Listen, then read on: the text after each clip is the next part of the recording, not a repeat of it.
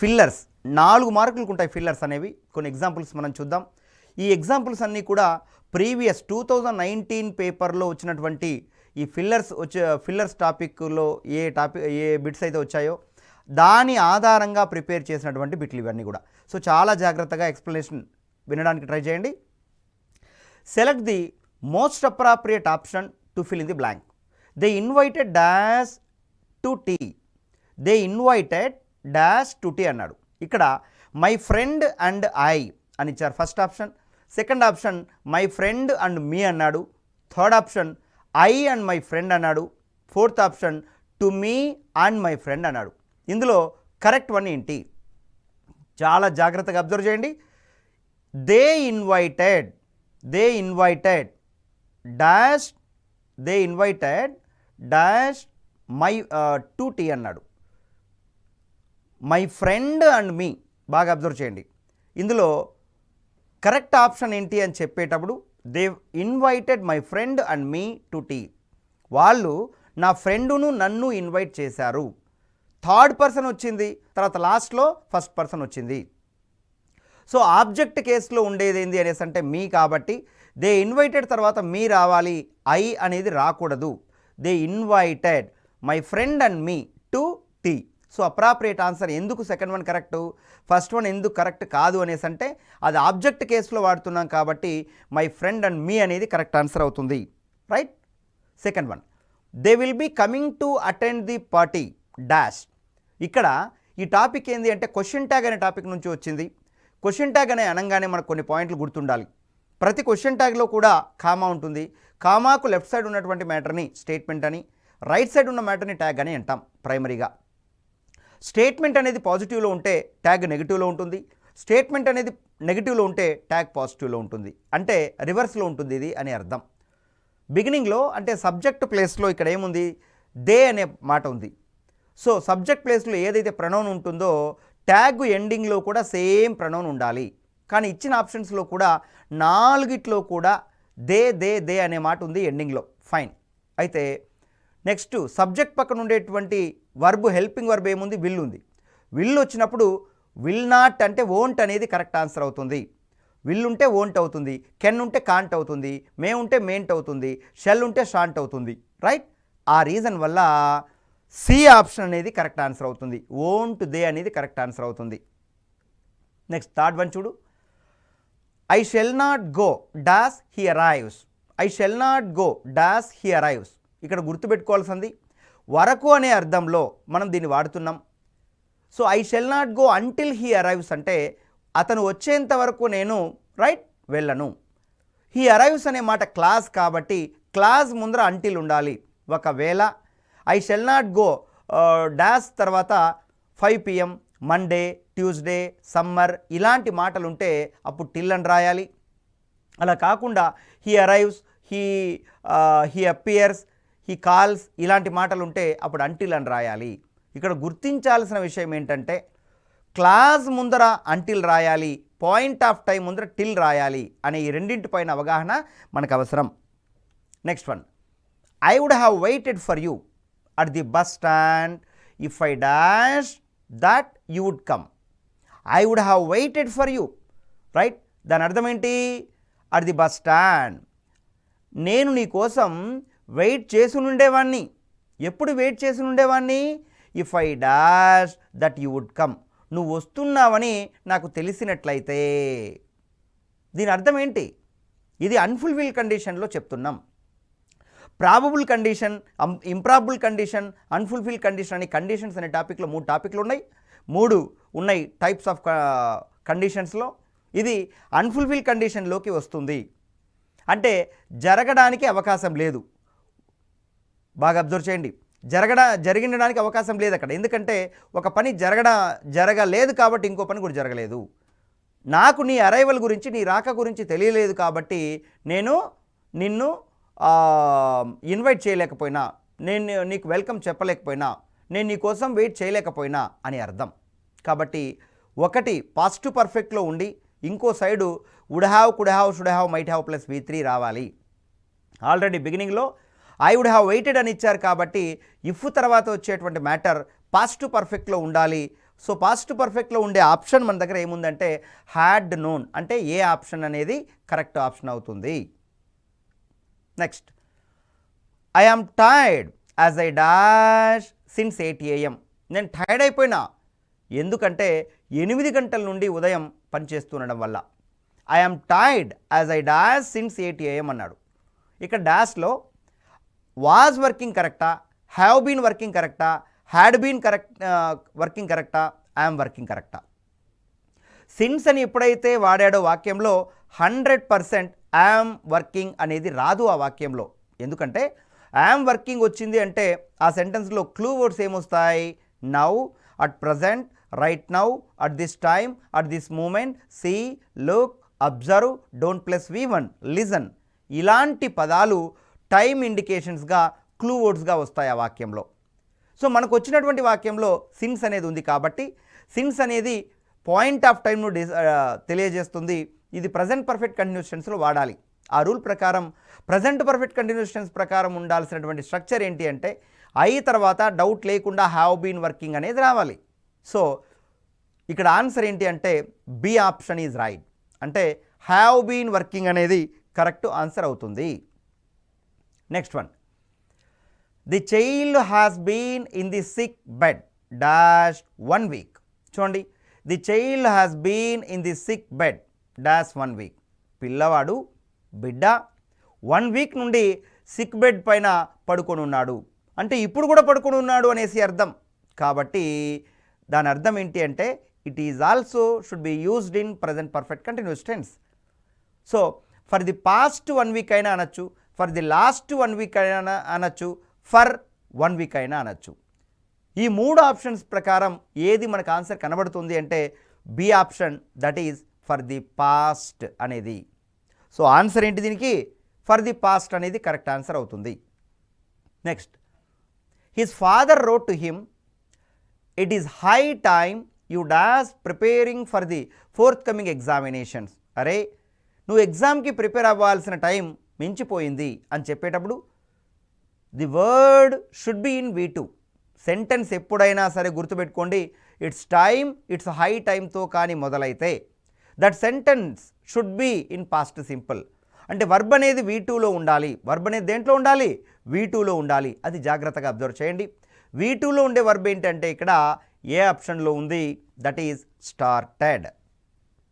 Started అనేది appropriate answer. Next, his standard of living has dash since his son joined service. His standard of living has dash has Ryzen. Ryzen అనేది appropriate word అవుతుంది. ఇక్కడ మనం గుర్తుపెట్టుకోవాల్సింది Ryzen. Next, if someone deliberately damages your property he is dash to pay for the cost of repairs. So if someone deliberately, so కావాలని వాంటెడ్గా damage చేస్తే నీ వస్తువుల్ని, your property, he is liable to pay. He is forced కాదు, requested కాదు, compelled కాదు, he is liable to pay for the cost of repairs. Liable అనేది appropriate word అవుతుంది. The passengers were afraid but the captain dashed them that there was no danger. So ఏం రాయాలి? the passengers were afraid. So లోపల ఉండేటువంటి ప్రయాణికులు బాగా భయపడుతున్నారు. But the captain assured them. Assured అంటే హామీ ఇచ్చారు. Them that there was no danger, ఎలాంటి ప్రమాదం లేదని వాళ్ళకు హామీ ఇచ్చారు. Next, Sachin Tendulkar dash a century in that match. Sachin Tendulkar dash a century in that match. Scored అనేది అప్రాప్రియేట్ వర్డ్ ఇక్కడ. So Sachin Tendulkar scored a century. Bowled, hit, played కాదు. అప్రాప్రియేట్ వర్డ్ ఏంటి అనేసి అంటే స్కోర్డ్ ఎ సెంచరీ. స్కోర్ చేశారు అంటాం, హిట్ చేశారు అంటారు. బౌల్ చేశాము, సెంచరీ అనేసి అంటారు, స్కోర్ చేశారు. Next, dash work is more enjoyable than compulsory work. ఇక్కడ ఆన్సర్ ఏంటి అంటే టెంపరీ వర్క్ కాదు, voluntary, slavish, mechanical. So voluntary work is more enjoyable than compulsory work. So voluntary work అనేది అప్రాప్రియేట్ ఆన్సర్ అవుతుంది ఇక్కడ. The committee met to dash the team for the tournament. The committee met to select the team. Appoint కాదు, select the team అనేది appropriate word. వాడు ఇచ్చాడు ఏమని, appoint ఒకటి, select ఒకటి, ఎలెక్ట్ ఒకటి, నామినేట్. సో ఈ 4 ఆప్షన్స్లో అప్రాప్రియేట్ ఆన్సర్ ఏంటి అంటే సెలెక్ట్ అనేది అప్రాప్రియేట్ ఆన్సర్ అవుతుంది. Next, the labour leader dash the government in the assembly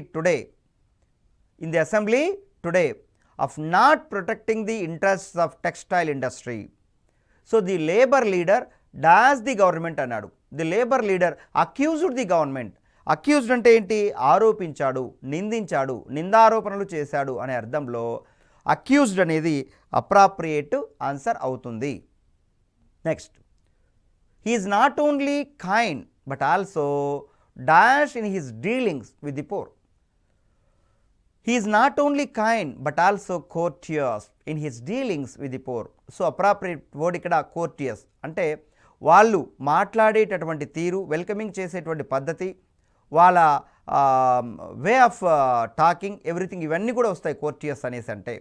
so he is not only kind but also courteous in his dealings with the poor.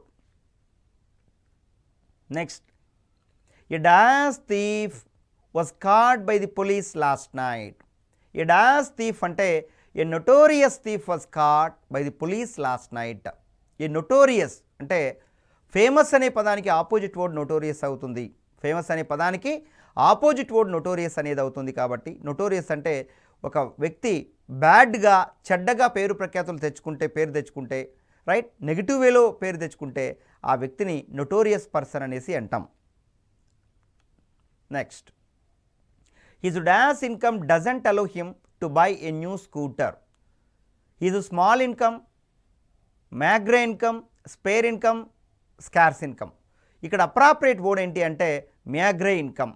So మ్యాగ్రే income అంటే అర్థం ఏంటి అంటే, so బాగా వినండి, మ్యాగ్రే income అంటే meaning ఏంటి అంటే చాలీచాలనటువంటి సంపాదన, డబ్బులు అనే అర్థంలో దీన్ని మనం యూజ్ చేస్తూ ఉంటాం. His meagre income doesn't allow him to buy a new scooter. Next, to explain his design to his visitor, the architect dashed a simple plan on the blackboard. To explain his design to his visitor, the architect ఏం చేశాడు, constructed a simple ప్లానా, మేడా, బుల్టా, స్కెచ్డా. So appropriate word ఏంటంటే ఇక్కడ sketched అనేది appropriate word అవుతుంది. Sketched a simple plan on the blackboard. Next, his parents did not pay dash attention to his students. ikkada his parents did not pay proper attention to his students. parents ఆ పిల్లలకి proper attention పెట్టట్లేదు అని అర్థం. Proper అనేది appropriate word అవుతుంది. Next, they are refugees in need of dash, in need of renovation, restoration, rehabilitation అనేది appropriate answer. So ఇక్కడ underline చేయలేదు, రిహాబిలిటేషన్ అనేది అప్రాప్రియేట్ వర్డ్ అవుతుంది. They are refugees in need of dash అన్నాడు. Rehabilitation అంటే పునరావాస సౌకర్యాలు కల్పించడం అనే అర్థంలో D option is right option. Next, it's high time that you dash home. ఎప్పుడైనా కూడా ఒక వాక్యం ఇట్స్ హై టైంతో కానీ ఇట్స్ టైంతో కానీ మొదలైతే right, that sentence should be in past simple. So verb V2లో ఉండాలి. ఆ రీజన్ వల్ల యు వెంట్ హోమ్ అనేది అప్రాప్రియేట్ ఆన్సర్ అవుతుంది. You went home. Next one, the CBI moved an application dash to conduct a lie detector test on the minister in connection with the murder case. So ఇక్కడ ఏముండాలి, the CBI moved an application seeking పర్మిషన్ను కోరుతూ application పెట్టింది. The CBI moved and application. So seeking permission అనేది appropriate answer అవుతుంది. To sought కాదు, to seeking permission కాదు, for seek permission కాదు. సో ఇచ్చినటువంటి ఆప్షన్స్లో అప్రాప్రియేట్ ఆన్సర్ ఏంటి అంటే సీకింగ్ పర్మిషన్ అనేది అప్రాప్రియేట్ ఆన్సర్గా మనం చెప్పచ్చు. Next, a stone that goes on rolling dash no moss. ఇక్కడ గమనించండి జాగ్రత్తగా, ఇది ఒక మోరల్, ఒక సామెత, ఒక proverb. A stone right, a stone that goes on rolling gathers no moss. Gathers it should be in present simple. Gathers is appropriate word అవుతుంది ఇక్కడ. నెక్స్ట్ ఏంటంటే even after a long discussion the committee could not reach A dash decision. Unanimous decision. మరి ఇక్కడ unanimous decision అంటే ఏంటి? వాళ్ళందరూ కూడా ఏకగ్రీవ తీర్మానాన్ని ఏమంటామంటే ఏకగ్రీవ తీర్మానాన్ని యునానిమస్ డెసిషన్ అని అంటారు. సో అప్రాప్రియేట్ వర్డ్ ఏంటి అంటే యునానిమస్ అనేది appropriate answer. Next dash my friend and your friend will meet in Hyderabad tomorrow. Dash my friend and your friend will meet in Hyderabad tomorrow. So both అనేది correct answer అవుతుంది. ఇక్కడ of కాదు, along with కాదు, మళ్ళీ of కాదు. Both my friend and your friend will meet in Hyderabad tomorrow. Next can anything dash a mother's love for her child. Can anything replace అనేది correct word ఇక్కడ. చూడండి, can anything exchange mother's love కాదు, compensate కాదు, displace కాదు, replace. Can anything replace a mother's love for her child. Next Lata dash a sum of 5,000 out of the bank every Monday. Lata dash a sum of 5,000 out of the bank every Monday. Lata draws a sum of 5,000. బాగా observe చేయండి. Lata draws a sum of 5,000 out of the bank every Monday. Draws అనేది బ్యాంక్లో నుంచి ప్రతి Monday కూడా 5,000 draw చేస్తుంది అనే అర్థంలో డ్రాస్ అనే మాట రైట్ కరెక్ట్ ఆన్సర్ అవుతుంది. Next every individual wishes to lead a life dash respectable. Respectable, lead a life respectable. Respectable అనేది యాడ్జెక్టివ్ రూపంలో ఉండాలి. కాబట్టి ఇచ్చినటువంటి 4 ఆప్షన్స్లో అప్రాప్రియేట్ వర్డ్ ఏంటి అనేసి అంటే రెస్పెక్టెడ్ కాదు, రెస్పెక్ట్ఫుల్ కాదు, రెస్పెక్టివ్ కాదు, respectable. Every individual wishes to lead a life respectable. So next one, he requested all his office dash to join him at the party. He requested all his office dash to join him at the party. Colleagues, comrades, companions, collaborators. So ఆఫీస్లో ఎవరు ఉంటారు? తనతో పాటు పనిచేసే వాళ్ళు ఉంటారు కాబట్టి అలాంటి వాళ్ళను కొలీగ్స్ అనేసి అంటాం. So appropriate answer he requested all his office dash to join him at the party. Colleagues అనేది అప్రాప్రియేట్ ఆన్సర్ ఇక్కడ. So next one, the children were eagerly waiting to eat a dash cake then. అంటే children were eagerly waiting to eat a delicate కేకా, dainty కేకా, delicious కేకా. Delicious cake అనేది appropriate word. Because delicious అంటే అర్థం ఏంటి అంటే రుచికరమైన అనే అర్థంలో వస్తుంది. అపెటైజింగ్ కాదు, సో అపిటైజింగ్ కాదు, డెలిషియస్ అనేది appropriate answer. Next, my friend is dash for the final round of the competition. My friend is qualified, declared, decided, superior. ఇచ్చినటువంటి ఆప్షన్స్లలో క్వాలిఫైడ్ అనే వర్డు కరెక్ట్ వర్డ్ అవుతుంది. My friend is qualified for the final round. Declared కాదు, qualified is appropriate word. Next one, have you heard the dash news. ఇక్కడ latest న్యూస్ను చూసావా అనే అర్థంలో వాడుతున్నాం. So C option is correct. So answer ఏంటి అంటే లేటెస్ట్ న్యూస్. ఎందుకంటే ది కూడా వచ్చింది కాబట్టి ది లేటెస్ట్ న్యూస్ అనేది ఆన్సర్ అవుతుంది. The board called on a meeting to dash the financial situation of the company. The board called on a meeting. Board meeting call for చేసింది. ఎందుకు? To review the financial situation of the company. Company యొక్క financial status కనుక్కోవడం కోసం. Review అనేది appropriate word అవుతుంది. Next, the river overflowed its dash and flooded. The river overflowed it's banks. Right. So banks అనేది correct word అవుతుంది ఇక్కడ. Questions will be answered by a dash experts in the programme next week. Questions will be answered by a panel of experts. ఇక్కడ band, group, staff అనేవి appropriate words కాదు. Panel of experts అనేది correct word అవుతుంది. Next, I have lost my purse, can I dash some money from you. I have lost my purse, నేను నా purse పోగొట్టుకున్నా. Can I dash some money from you, can I borrow some money from you, కొంత డబ్బులు నేను నీ నుంచి తీసుకోవచ్చా. Next, experts fail to understand the dash behind the decision. Experts fail to understand the rationale behind the decision. So appropriate word ఏంటి అనేసి అంటే ఇక్కడ ఐడియాలజీ, జడ్జిమెంట్, పాలిటిక్స్ కాదు, రేషనల్ అనేది కరెక్ట్ ఆన్సర్ అవుతుంది. Next, the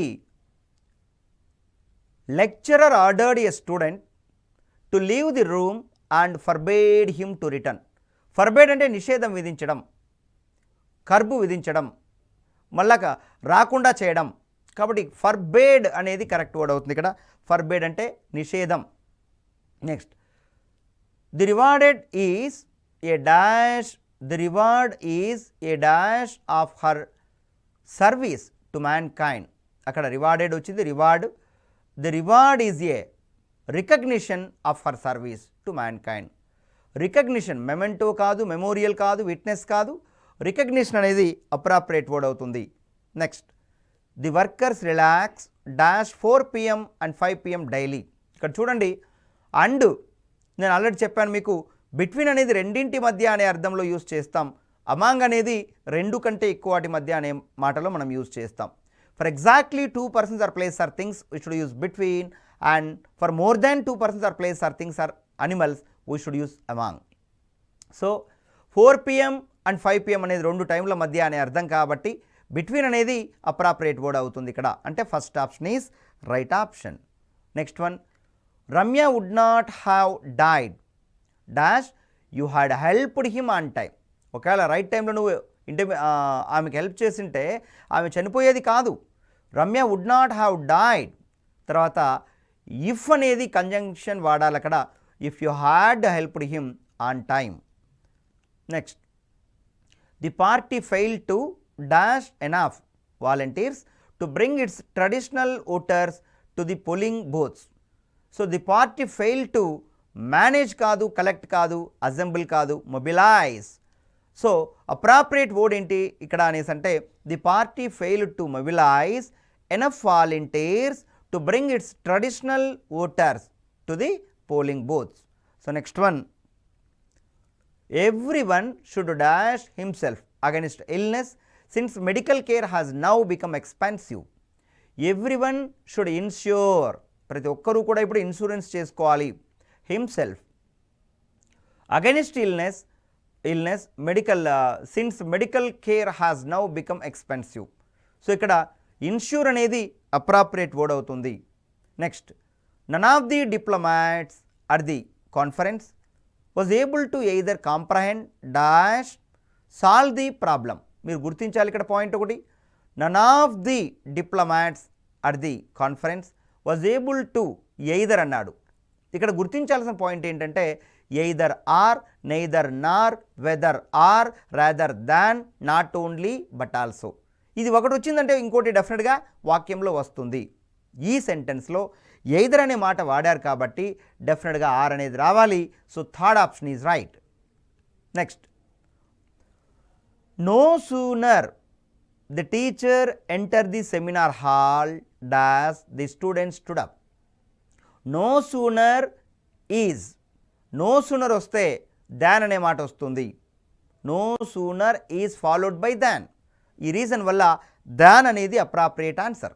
next, the conference was successful, your style of presentation was dashed, everyone liked it. So the conference was successful, your style of presentation was wonderful, everyone liked it. So wonderful అనేది appropriate answer. Next one చూడండి. The passengers and crew members of the aeroplane had a dash escape when it was taking off from the runway. Narrow escape, large escape, brief escape, little escape.